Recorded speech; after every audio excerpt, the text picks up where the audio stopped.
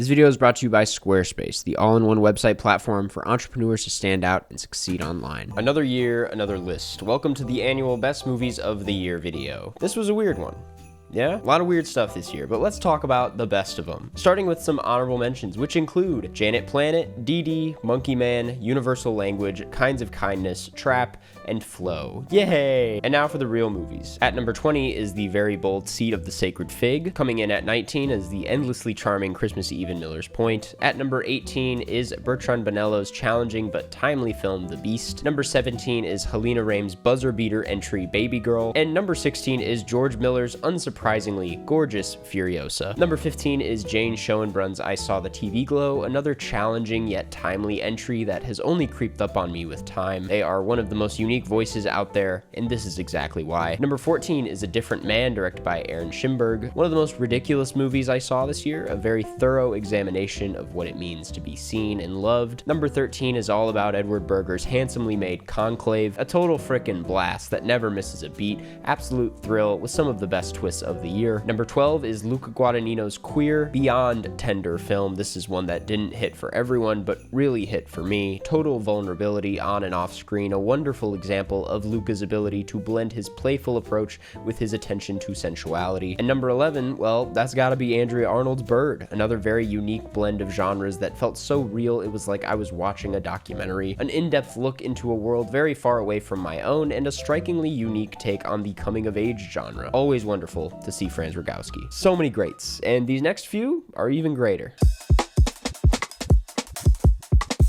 Anora by Sean Baker was probably my most anticipated movie of this entire year, and even if I still consider Florida Project and Red Rocket to be more of my thing, Anora was a pretty special experience. Anora is a major step forward for Sean Baker, breaking out into the mainstream without losing sight of his underground sensibilities, an aspect I always feel the need to bring up as I find it very inspiring. But beyond that, Anora is the result of years and years of research into the world of sex work. The film is anything but out of touch. The non-intrusive camera work, the use of non-actors, the sense of humor, the attention put towards making everything feel authentic is what continues to make Sean Baker such an enjoyable filmmaker. You just immediately sink into the worlds he puts you in, and this is a very good example of it. And using that approach to destigmatize a subject like sex work is beyond admirable. In every way, Anora is a step in the right direction.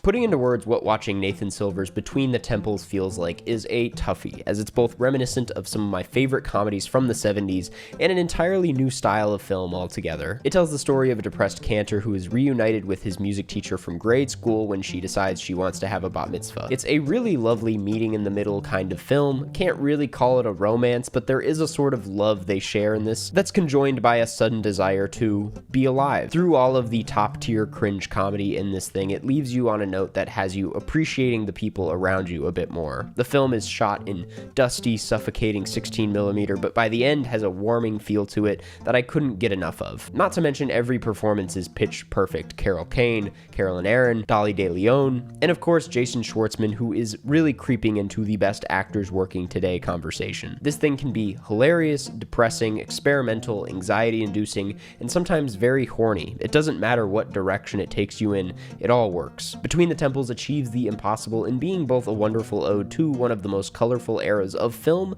and a bold new direction that I hope to see more of.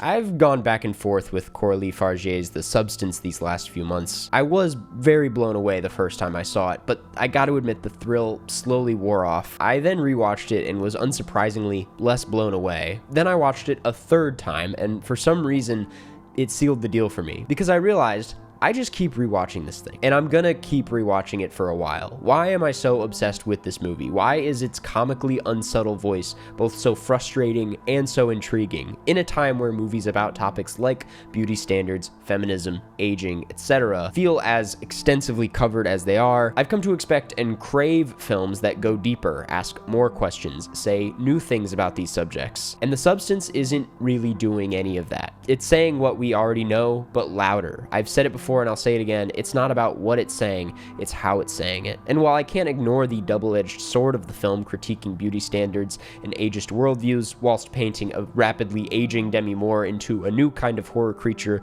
to ooh and ah at, I at the same time find that to be an interesting way the film puts a mirror up to its viewer to ask if you think you're any better than the monsters within the film. If the film thinks it's any better than anyone in the film, it's for these reasons that, despite its simplicity, I do find the substance to be a pretty brilliant film that happens to be more than just a blast. But I gotta say, it is a damn good blast.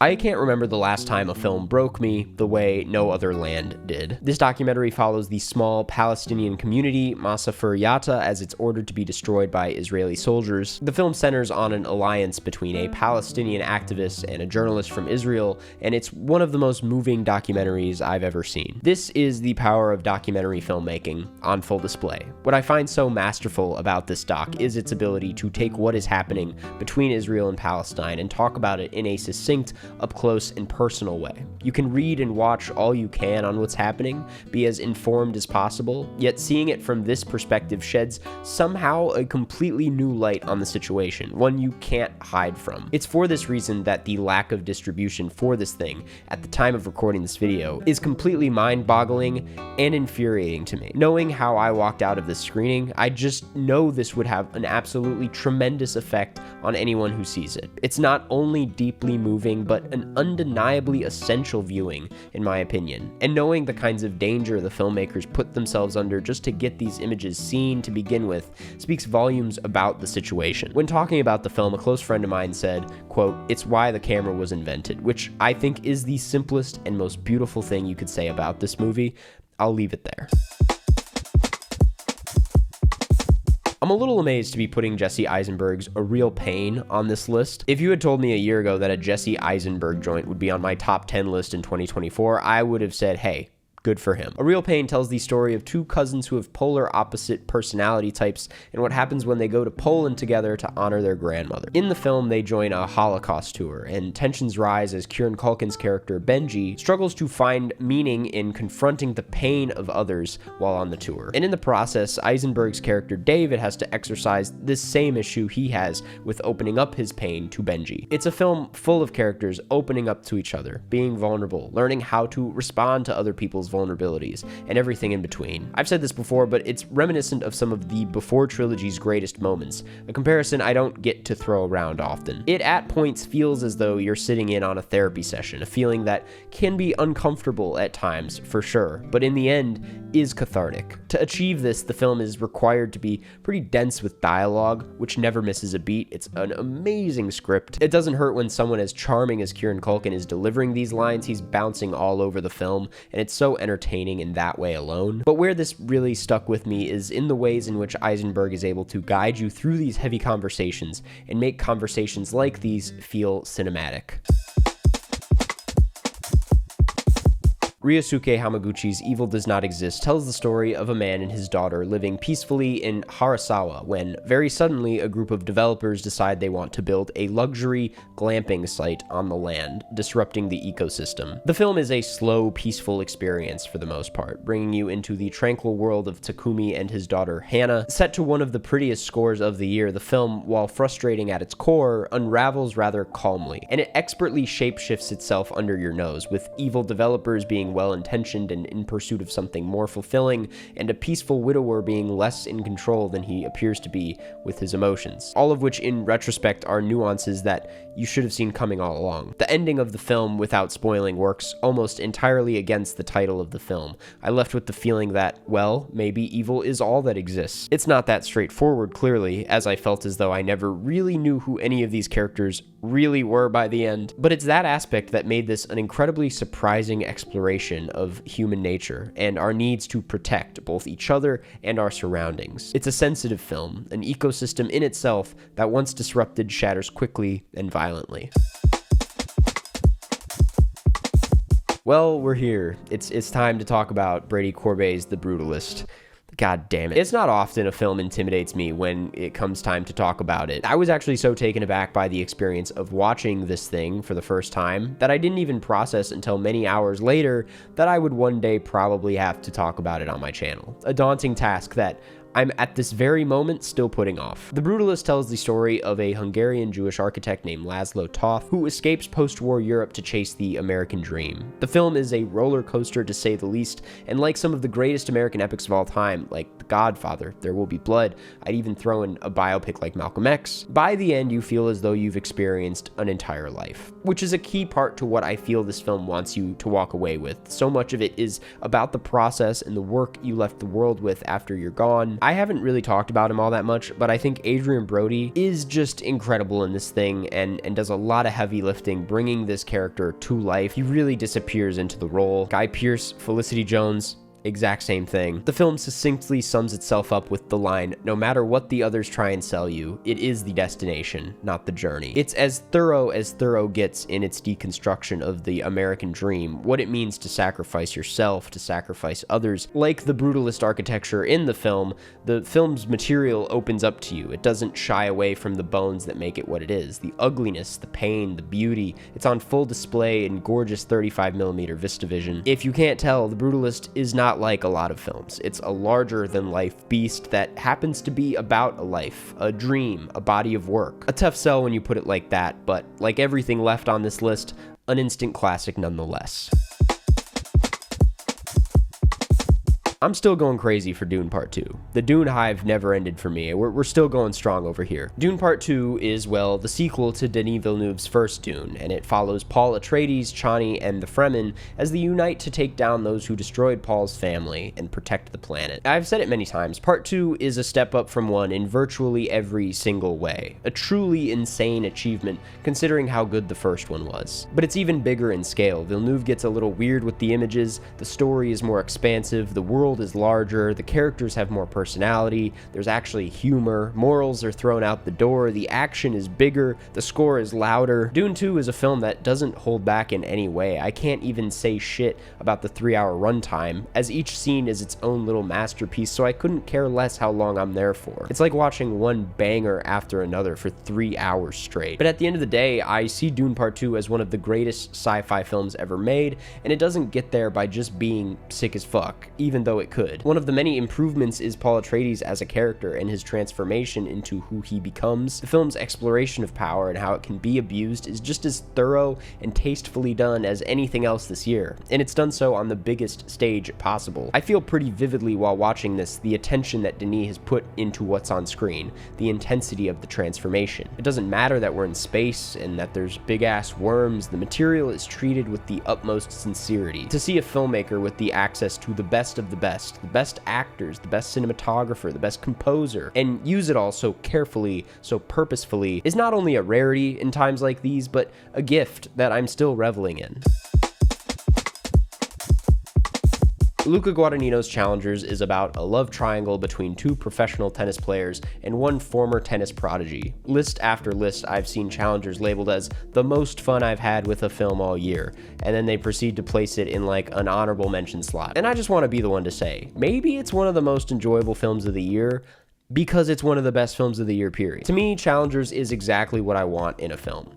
I was spoiled with this thing. It's really fun, it's got a great sense of humor, it's very sexy, very homoerotic, pretty tragic, and consistently adventurous. Guadagnino has it good. He is naturally skilled at directing sensuality on screen, so much so that he can make cannibalism kind of sexy. So it's not a shocker that he would excel with a love triangle story, but what takes this a step further is how strong of a case it is for lust, and dissecting where lust comes from. Every character here is deeply unfulfilled in their lives. Tashi can't play tennis anymore, Art doesn't want to play tennis anymore, Patrick is sleeping in his car. There isn't even any actual sex in this film, by the way. Not a lot of love either, just lust. Where the love does happen, the closest thing we get to sex scenes is in the tennis, which sounds very silly, but is the truth. And is film not about finding fresh, unique ways of communicating a feeling, of seeing the world? To me, Challengers is representative of that. Yes, it is a lot of fun, of course, but when I think about how excited this film got me, it's not as simple as the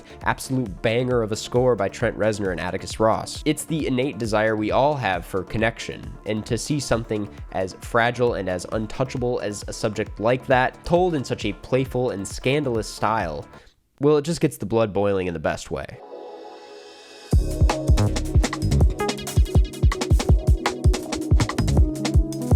While we can debate how this year's films stack up next to previous ones, I think it's fair to say this has been a year of future classics. Dune Part 2 will be talked about in the same breath as Empire Strikes Back one day. The Substance will go down as one of the essential body horror flicks. The Brutalist will represent the American epic we thought couldn't exist anymore, and Ramel Ross's Nickel Boys is the first of its kind. It stands apart from everything else I saw this year, in both being an immediate classic and being completely incomparable at the same time. Technically speaking, it's unlike anything I've ever seen, starting from the simple choice to tell the entire thing from a POV style, a choice you might go into the film thinking is a tad gimmicky, but the film proves you wrong almost immediately. By the time the credits roll, it's actually made clear why this choice was made, that it actually works hand in hand with the narrative it's telling, and that's when I damn near fell to my knees over this thing. Even the performances are kind of an experimental choice in and of themselves, using camera for body movement, pointing it to the floor to communicate a sort of disconnect. I never thought a camera just looking at the floor would make me so emotional. And then there's the editing, the cutting to archival footage to escape the reality of these situations. It's brilliant. In the Q&A I was lucky enough to attend, Ross explained how the entire cut of the film was basically planned out before anything was even shot, which is just simply the craziest thing I've ever heard from any Q&A this year. The cut of this film is so lively and organic. The use of archival footage works harmoniously with every moment. To find that it was all planned out beforehand is wild. If I haven't said it enough by now, Nickel Boys left me with this feeling that I had just seen a first of its kind, a new kind of film, a new way of looking at the world around me. And it's for those reasons and a million others that this is without question the film of the year. There it is. That's the list. By the way, I didn't see the movies on screen right now. If you're wondering where they are, that's why. When I inevitably watch them and they find their way on here, you can check the placement over on the Letterboxd list, which will be in the description. But for now, I think that'll do. Guys, thanks for another amazing year. It was a weird one, and thank you for watching these videos. Really, you're the best ever. And hey, go watch these films and form your own opinion. They're pretty good. And one more time